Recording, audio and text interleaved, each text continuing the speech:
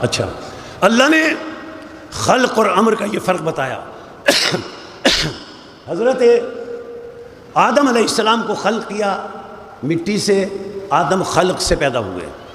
جو امر سے پیدا ہوتا ہے اس کے لیے نہ تدریج ہے، نہ مرحلے ہیں، نہ وقت ہے، نہ جگہ کی ضرورت ہے، نہ کسی شے کی پہلے سے موجود ہونے کی ضرورت ہے۔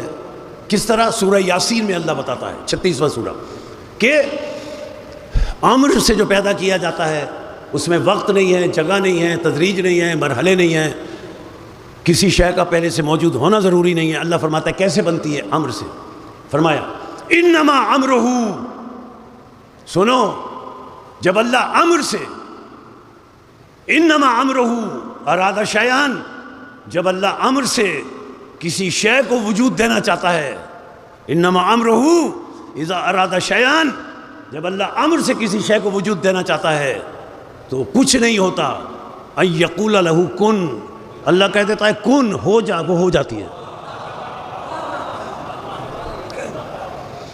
کسی مادے کا موجود ہونا ضروری نہیں، مرحلے نہیں، کوئی شے نہیں، بس کن کہا، امر سے جو چیز بنتی ہے، اللہ اکبر، جو امر سے چیز بنتی ہے اس کے لیے کسی شے کا موجود ہونا ضروری نہیں ہے، مرحلے نہیں ہیں، تدریج نہیں ہے، وقت نہیں ہے، جگہ نہیں ہے، کچھ نہیں ہے، امر سے بن رہی ہے۔ اللہ نے قرآن مجید میں فرمایا، ایک آیت اور سماعت فرمائیں، سب کو یاد ہے، وہ بچوں کو بھی، تبارک اللہ احسن الخالقین۔ اللہ کون ہے؟ احسن الخالقین، جتنے بھی خلق کرنے والے ہیں، جتنے بھی پیدا کرنے والے ہیں، ان سب سے احسن ذات اللہ کی ہے۔ اللہ نے بتایا خلق کرنے والے ہیں، بھئی کوئی چیز ہو اس سے کچھ بنا دیا جائے تو وہ خلق ہے، ان خلق کرنے والوں میں اللہ کی ذات احسن ہے۔ یہ تو فرمایا اللہ نے کہ خلق کرنے والوں میں اللہ سب سے احسن ہوں، لیکن پورے قرآن مجید میں مجھے ایک آیت بتا دے تلاش کر کے جس میں اللہ نے فرمایا ہو کہ جتنے امر سے خلق کرنے والے ہیں ان میں احسن ہوں۔ امر سے خلق کرنے والے ہیں ان میں احسن ہوں، اللہ نے نہیں فرمایا۔ کیوں؟ امر سے خلق کرنا، اب توجہ کیجیے گا، آج کی گفتگو کا نتیجہ سماعتوں کے لیے پیش کر رہا ہوں۔ امر سے خلق کرنے والا کوئی عام انسان نہیں ہے، صرف خالق ہے۔ انما امرہ اذا اراد شیئا ان یقول لہ کن فیکون، جب اللہ امر سے خلق کرتا ہے، کن کہتا ہے، کن، ہو جا، وہ ہو جاتی ہے۔ اللہ کن کہتا ہے، وہ ہو جاتی ہے۔ امر سے خلق کرنا، امر سے کسی شے کو وجود دینا صرف اللہ کا کام ہے۔ امر سے کسی شے کو وجود دینا، دوہرا رہا ہوں جملہ زور دینے کے لیے، امر سے کسی شے کو وجود دینا صرف اللہ کا کام ہے۔ امر سے کسی شے کو وجود دینا صرف اللہ کا کام ہے۔ کچھ نہ ہو اور کچھ بن جائے، یہ امر سے وجود دینے والا صرف اللہ ہے۔ یا اللہ صرف تو ہے؟ کچھ نہ ہو کچھ بنا دے امر سے؟ اللہ فرمائے گا صرف میں ہوں، یہ کسی کو اختیار نہیں ہے۔ یا اللہ کسی کو اختیار نہیں ہے، صرف تجھے اختیار ہے امر سے کن کہہ کے وجود دینے کا۔ اللہ فرمائے گا صرف مجھے اختیار ہے۔ تو یا اللہ مجھے ذرا یہ بتا، یہ دیوار ہے، دیوار میں قالین ہے، قالین میں شیر کی تصویر ہے، یا اللہ یہ کون ہے جو کچھ نہیں ہے؟ شیر کی تصویر سے یہ کون کہہ رہا ہے؟ کون اسدان باذن اللہ۔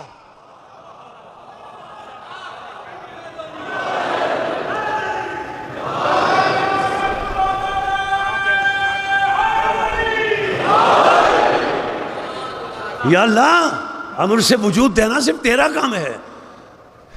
تو یہ کون ہے جو قالین کی شیر کی تصویر سے کہہ رہا ہے کن اسدن باذن اللہ، باذن اللہ، اللہ کے اذن سے یہ شیر تو وجود میں آ جا. وہ شیر وجود میں آ گیا. یا اللہ یہ کون ہے؟ یا اللہ یہ کون ہے؟ یا اللہ یہ کون ہے؟ تو اللہ فرمائے گا یہی تو تمہیں بتانا چاہتا ہوں، میں اللہ امر کا خالق ہوں، یہ امر کے مالک ہے.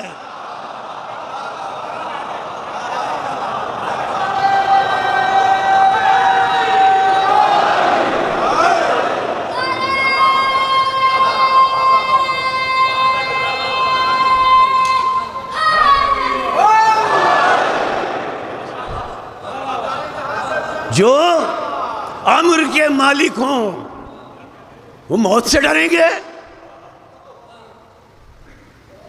انہیں پرواہ نہیں ہوگی کہ موت ہم پر آ جائے یا ہم موت پہ چلے جائیں. آج 2 محرم ہے نا، یہ وہ تاریخ ہے کہ جب امام حسین علیہ السلام کربلا کی زمین پر پہنچے. امام حسین علیہ السلام کا گھوڑا کربلا کی زمین پر چلتے چلتے رک گیا. امام نے دوسرا گھوڑا بدلا، تیسرا، 7 گھوڑے بدلے، کوئی گھوڑا آگے نہ بڑھا. امام حسین نے فرمایا عباس ذرا جاؤ، یہ قریب کی بستی کے لوگوں کو بلا لاؤ. وہ لوگ آئے. امام نے پوچھا اے لوگوں اس بستی کا نام کیا ہے؟ کسی نے آگے بڑھ کر کہا مولا اسے غازریہ کہتے ہیں. پھر پوچھا اور کوئی نام ہے؟ کہا ہاں اسے نینوا بھی کہتے ہیں. کوئی اور نام ہے؟ ہاں مولا اسے ماریا بھی کہتے ہیں. پھر مولا نے فرمایا کوئی اور نام بھی ہے؟ تو ایک بزرگ آگے بڑھا، یبن رسول اللہ یقال لہا کرب و بلا. مولا اسے کرب و بلا بھی کہتے ہیں. بس یہ سننا تھا کہ یہ کربلا ہے. مولا حسین علیہ السلام یہ کہتے ہوئے گھوڑے سے اترے. کیا کہا؟ کیا کہتے ہوئے؟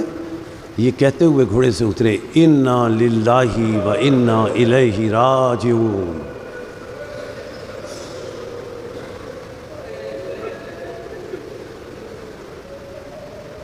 حضرت عباس حضرت علی اکبر کو قریب بلایا. زمین کربلا پر امام حسین اترے. ذرا سے فاصلے پر لے جا کر حضرت عباس اور حضرت علی اکبر سے امام حسین نے فرمایا سنو، ہا ہونا تصفت دماؤنا، سنو یہی وہ جگہ ہے جہاں ہمارا خون بہایا جائے گا. ہا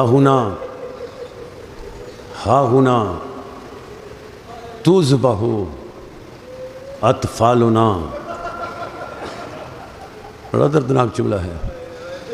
مولا فرماتے ہیں بھیا عباس یہی وہ جگہ ہے جہاں ہمارے چھوٹے چھوٹے بچوں کو ذبح کیا جائے گا.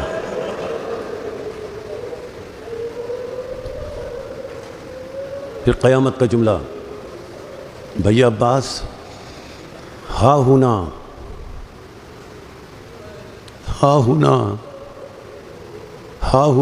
تسرا حریمنا. بھیا عباس ہا ہونا تسرا حریمنا. بھیا عباس یہی وہ جگہ ہے جہاں میری بہنوں کے سروں میں نیزے مار کر چادریں چھینی جائیں گی. بھیا عباس دوسرا حریم ہونا، یہی وہ جگہ ہے جہاں میری بہنوں کے سروں میں نیزے مار کر ان کی چادریں اتاری جائیں گے۔ اکبر، عباس، خیمے نصب کر دو، اب ہمیں قیامت تک یہیں رہنا ہے۔ ایک خیمہ نصب ہوا، جناب زینب سلام اللہ علیہا حضرت سکینہ سلام اللہ علیہا کو گود میں لے کر خیمے کے اندر گئیں۔ خیمے کے اندر ایک گرد اڑی، گرد اڑ کر جناب سکینہ کے بالوں میں لگی۔ جناب زینب نے سکینہ کے بالوں سے گرد کو صاف کیا۔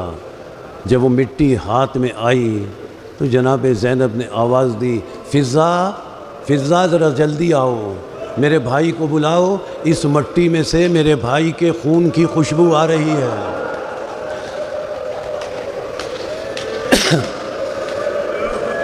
اللہ اکبر، اس مٹی میں سے میرے بھائی کے خون کی خوشبو آ رہی ہے۔